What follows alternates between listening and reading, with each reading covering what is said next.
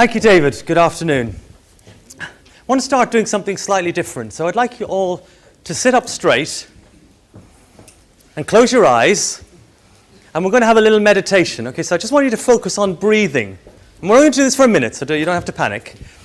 So I just want you all to take a really deep breath. Okay, and breathe really deep, like into the base of your belly. Okay?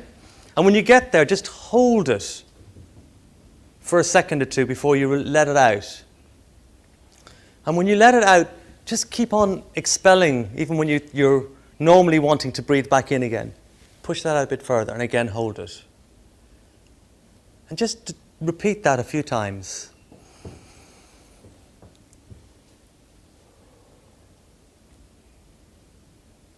And when you're ready, come back to the room. How's that feel? So we start all our meetings in Thornton Spudgeons by doing that. And the reason for doing that is it helps us be more present. Okay? You've all been rushing around. David said about coffee and everything running behind schedule. So just to stop for a minute or 2 minutes and breathe deeply is really powerful. I want to start by telling you a statistic from Gallup. So they do a poll every couple of years where they look at workplace satisfaction across the world. And the latest polls show that 87% of people globally are disconnected from the organizations they work in. That's 87%. So if you think about it, in our working lives, we spend about half of our non-sleeping time working, and 87% of us are emotionally disconnected from that. And not only of that 87%, 24, as in 1/3 of it, are severely disconnected, as in they're positively angry. They don't like where they're working. They hate the place. Okay? So that's pretty severe. Now, I've got a number of theories as to why this happens, and I'll talk about a couple later on. But one of them for me is about the ever-growing addiction to profit, that most companies seem to only really care about the next set of quarterly profits. And it's like being on a hamster wheel. You know, you're going round and round ever faster on this wheel. And actually, no matter how much profit you make, it will never be enough. They'll always want more. And you see these headlines, beleaguered chief executive, because his profits are only up 20% and it's not enough. The city, the analysts, the press, all set up this context. And I've kind of started to realize over the last 10 years that there has to be a different way of doing things. Now, I'm quite a spiritual person, and I believe that we're all here for a purpose. And I've realized most recently that my purpose is to help put the heart back into business and to encourage business leaders to open their heart. So let me tell you a bit about my journey, how I got to this place. I was running a consultancy called SRCG, some of you may know it, working on convenience and other retail. And I got more and more disillusioned about the short-term profit focus of most of our clients and decided there had to be a better way. So logically, I went and bought 2 supermarkets. It's the sort of thing you do, you know, when you're a bit disillusioned in life. And I bought 2 Budgeons franchises, one in Crouch End and one in Belsize Park, and set about creating what we call the community supermarket that really cares. And that had a number of dimensions to it. And basically the principle was of putting people and our planet first, and trusting profit will follow. So the first aspect, if you look at planet, so we were the first retailer to ban giving away stop giving away free carrier bags. Good old M&S followed us, but no one else did. But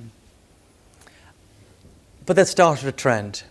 And one of the things we did is we promised not to just take that money as savings. Every time we didn't give away a carrier bag, we put that money in a charitable trust fund, and we gave away £125,000 to 43 different community projects over 4 years. So that's connecting us both to the environment and the community. We use less than half of the energy we used to use 4 years ago. Okay, so can you imagine if every business in this room only used half the energy they used 4 years ago? If every business on the planet only used half the energy, the impact that would have on climate change. So that's environment. If you look at community, we talked about the what we call the Pennies for Plastic Trust. We had a farm on the roof of the store in Crouch End. We used to grow fruit and vegetables on the roof. Grown by customers and people from the community, including school children. We sold it downstairs. The money went back into the roof, which is a social enterprise. I could talk for days on end about some of the stuff we've done. One of the things we're doing at the moment, and my colleague Rasa, who's at the back there, is heavily involved in this, is one of our team was born prematurely at the age of 7 months old and has life saved in Great Ormond Street. and he wanted to put something back. So we're running a fundraising event at the moment, and next Saturday week at our food fair, we're going to have children from the local school baking cakes and curries and selling them, raising money for Great Ormond Street. So these are just some of the things we've actually done. Along that journey, Crouch End was the first store I had. Must be about 5 years ago now. We had a Tesco and we had an M&S around the corner, and Waitrose decided to open next to Tesco. And that was pretty challenging. And for 3 years, we battled on. But ultimately, as an independent retailer with 2 shops, you can't afford to have one of them losing money. So we sold the store in the end back to Budgeons. And that was a really difficult moment. Somebody said earlier, I'd put my life and soul into that place, which I had done. But in that difficulty, it also created some opportunities. First of all, it gave me some time and some space. And it gave me time to realize that my life purpose, the reason I was around, was about putting the heart back into business. And it gave me time to start writing my book, which is still not quite finished, but the proposal goes to the publishers in a few weeks' time, called How to Put the Heart Back into Business. The other thing is that I realized that what we had done in Crouch End, in the third dimension of the equation, which was our people, was not enough. Now, we had done lots, but we hadn't done enough. So we developed a thing called the Heart Programme. Now, when I said about this 87%, there are 2 further factors other than the profit addiction that I think are behind this disconnection. The first is around people having an input into decision making. Okay? One of the if you look at any studies on what makes people tick, the biggest single one is having some sort of input into their future. So the ability to give employees an opportunity to input on what you're doing is absolutely critical to having a motivated team of people working in your business. And the second one is of truth, the ability to be able to speak your truth. And people have talked about this thing where you're one thing at home and then you come into the office and you have to put on a different personality. I don't know if that resonates with anybody in the room. You can't say this, I couldn't say that, can't tell my boss that, because he'd get upset, she'd get upset. There was a really fascinating Radio 4 program on secrets recently, and secrets being the opposite of truth. And it's psychologically damaging, apparently, to hold secrets. It also impacts on your ability to do your job properly. And sharing secrets with an individual actually creates a bond and a trust. So if I were to share an intimate secret with James here, there would be a bond and a trust between us. Flip that over and create a working environment where people can be truthful and share what they actually do. You create something very special. So it's time. I'm going to show you a short video about the Heart Programme we run in Thornton's Budgeons to give you a feeling on it. So, Jim, if you could press that. A 2013 poll by Gallup found that a staggering 87% of people globally are emotionally disconnected from their work. Given that we spend more than half of our waking hours at work, this is a tragedy for each and every unhappy individual, and of course, for the businesses where they work. Businesses which, because of this emotional disconnection, are both less productive and less profitable. My perspective that it's really important for businesses to have a heart led us to look at the working environment here at Thornton's Budgeons, to see how we could engage people better in their jobs, create a safe environment where people felt trusted and cared for, and they could really bring all their full potential to their job every single day, and at the same time help us achieve our objectives as a company. We began the Heart Programme with a one-to-one interview with every team member in order to get to know them better. For if they know we care, they will become more engaged in their day-to-day jobs. After the interviews, they ran a series of departmental workshops. These were no ordinary workshops. They began with a meditation to create a relaxed and comfortable mood to enable people to share what they're grateful for in their lives, what's causing them pain, and their concerns for our planet and the company. And to ensure everyone's voice was heard, they use a talking stick. If we don't talk about the truth, we're not really close to home to us. We're constantly trying to avoid it. So I invite you to be really truthful, really compassionate, and really open to each other. With input from everyone, the team identified their skills and talents and then brainstormed ideas to develop the company.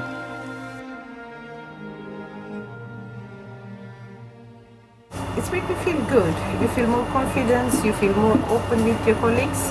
I think yes, it helped them to, be open with the customers. I just feel I'm really part of this Thornton Budgeons and just feel like my home. It just broke down barriers between the staff, and it allowed some of us to form like new friendships and things, so that was a good idea. I would recommend the Heart Programme. Just to have a programme where the people who work together can come together outside of work and get to know each other's lifestyles, to see our personality bloom more, I think is a really good idea, because then once you come back into the environment, you help each other a lot more. We had a strong team beforehand. It sort of even got better, much more tight as a unit. I hope I've got a better understanding of people and not to be so short with them sometimes. Gives me a bit more patience.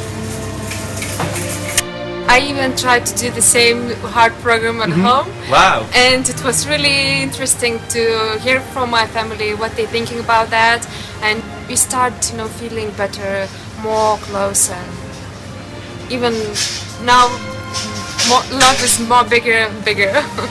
The Heart programme has resulted in a positive mindset, one that creates a constructive atmosphere and leads to real change in the company. One outcome is the intention set by the fresh food team that Thornton's Budgeons would never again throw away any edible food. Globally, we waste between 30 and 50% of all of the food that we produce. In the UK, that's around 15 million tonnes of food each year, much of which is perfectly edible. The team worked with Sustain and Centrepoint to develop a process that ensured their daily food surplus is used to feed the homeless. I've been really struck by how the whole team at Thornton's Budgeons has really got behind this and shown great commitment to it. Thornton's Budgeons now have a team that are engaged and feel safe to bring their full potential to work every day. Since we implemented the Heart Programme, there's a buzz and there's an energy around the store that there wasn't before. And customers comment and notice it. They don't know why, but they notice there's a difference.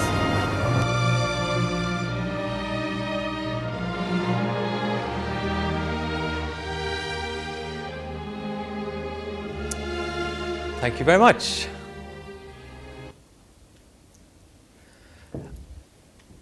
So, what we have done is we've created an environment where there is more truth and people do have an input into saying what's going on, more so than they ever had before. Now, in the events, the world of food retailing, things happen. So on the 27th of December this year, I got a WhatsApp message as I was driving to Holyhead going back to Ireland to visit family of a notice that Tesco had applied for an alcohol licence in the old HSBC bank 100 metres away from us. That wasn't good news, as you can imagine, and it wasn't good news for the community because within 24 hours an action committee had been formed and the community sort of said, right, we don't want this to happen. Now, while that was going on in the background, what I realised was that we needed, yet again, a bit like the last time, to go deeper into what we stood for. Because if we were facing a competition like Tesco on our doorstep, we had to be better and better at what we did. So we've done a number of things. We've gone through an exercise with all our senior team, looking at, and one of my colleagues in Heart and Business has done this, looking at what people love doing. So we've got it now, so within our senior team, everybody is now only doing what they love doing, okay, which is kind of powerful. As opposed to, you can have things you love doing, which you're generally good at, things which you are good at doing, but you kind of don't necessarily like, and then you think you're not very good at doing and you don't like doing them. So my role now is I'm responsible for the vision and the purpose of the company, for innovation, and I'm the conscience of the company.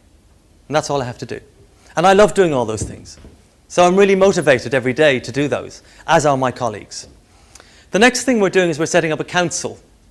So we announced this yesterday, where 6 members of the team will sit alongside what would be traditionally the board of the company and will be involved in the decision making of the purpose of the company, how we're going to go forward, how we're going to compete and so on. And those people will represent, they've been chosen from around the organisation, different parts of the store, different sort of people. Okay, so people will not only have the opportunity into influencing how their department works through the heart program, but actually they're going to have an input into, say, the overall direction of the company. And the final thing is we're going to have a series of clearing meetings next week. So this is an opportunity for anybody in the company to say anything. And there's a box where they can do it anonymously if they're afraid to speak. So we want to clear up any of the resentment, any of the issues, any of the things that people felt they couldn't be truthful about in the past. We'll get, and they will be produced on a sheet. They're going to go up in the canteen, and then one of the council's first task will be to work through those issues and see what we can do about them. It's interesting, if you look at the whole Tesco thing, the community got up in arms, there was protest meetings, there was petitions and so on. And last Wednesday, Tesco pulled out, okay, to much of the delightment of our community. We have a thing called the Hampstead Village Voice, which is a bit like our own private eye. And the headline of the issue which came out yesterday was Belsize Village 4, Tesco Arsenal 0. Now, we do what we do in the community because it's the right thing to do. We don't do expecting anything to get anything back. But I can tell you, when you do that, when you need the support of the community, like we did in that situation, we absolutely got the support of the community. And they realised how valuable we were. So in fact, Tesco did us a favour by going through this loop, because it made people really think, gosh, we wouldn't want to lose, or we wouldn't want to have Thornton's Budgeons damaged. Now, there's a danger at this point. You can sit here and think, this is all very nice, it's all very fluffy, and it doesn't really mean anything. But there is hard evidence that shows this is a much better way of being. Okay? In our business, when we did the heart program, our sales went up by 5%. And our mystery shopper scores, which used to be very inconsistent, we have had a 100% mystery shopper score ever since. We haven't dropped a single point on our service since we did the heart program. Don't trust me, though. This is a report by Arabesque Partners, where they studied 137 different studies that have been done of organisations that were more sustainable, more caring, more heartful, that cared about people and planet. And in over 90% of them, it showed that those companies had higher profits, lower operating costs, even lower cost of capital. And they quote examples of people who'd got it wrong. So BP, for example, spent a lot of time cutting costs, and then they had that disaster in the Gulf of Mexico. That has decimated the shareholder value of BP. In fact, their shareholder value is about half of their competitors over a similar period of time. Closer to home, what happened with Tesco fairly recently is an indication of if you're focusing just on profit, actually it's damaging to the long-home shareholder value of the company. So last year, 7 of us formed Heart and Business. And we did that for 2 reasons. And one of the things Steve Jobs said was, it's often when you're going somewhere, you're not quite sure where you're going, but when you look back, you can join the dots up. So I can look back at the last 9 years and join the dots up and see how we got to where we are today. So we want to inspire people to make the change, which is why I'm standing here today. And then we're here to advise people who've decided to make that change. And we have a 9-step process which you can go through. You have to have a process for these things, which shows you how you can get to being more heartful. So if this touches you, first of all, I am in the speed dating session. I'm not taking offense to the fact I'm on the sheet and everybody else has a little thing with their logo and everything, and I don't. So I'd be standing there just like on my own, sort of. So come and talk to me, please. And come and talk to me if you're interested and you want to share this with your CEO, because this is a top-down. This is not something that people can start from the bottom up. This requires the leadership of the company to say, we fundamentally think there can be a different way of being. So I want to end by reading out our dream, the dream of Heart and Business. And I've got 31 seconds left to do this, so I haven't tried what I can do, but let me see if I could do this in now 26 seconds. The dream of Heart and Business Limited is that companies put people and our planet first, trusting profit will follow. The dream is of companies where we have a purpose, companies that make a broader contribution to society and see the world beyond the next set of quarterly profits. Companies where we consider all our stakeholders, our employees, our community, our planet, and of course our shareholders. Companies that care about the impact on people, whether those people work in our company, our customers, or live in the community in which we operate. Companies where everyone is good at doing their job, they're doing the job they want to do, a place where there's passion, authenticity and love, where we are all making a difference, we are all heard and understood, we all hear and understand our colleagues. Companies where there's heartfelt leadership, where we co-create plans and where wealth flows. Companies where people are themselves without fear of judgment and punishment.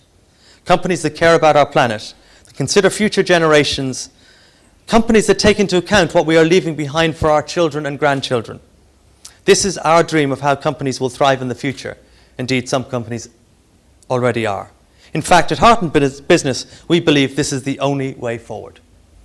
So there's copies of this and our process, which Rasa has on the way out, or come and see me on the speed dating stand if you want to learn any more.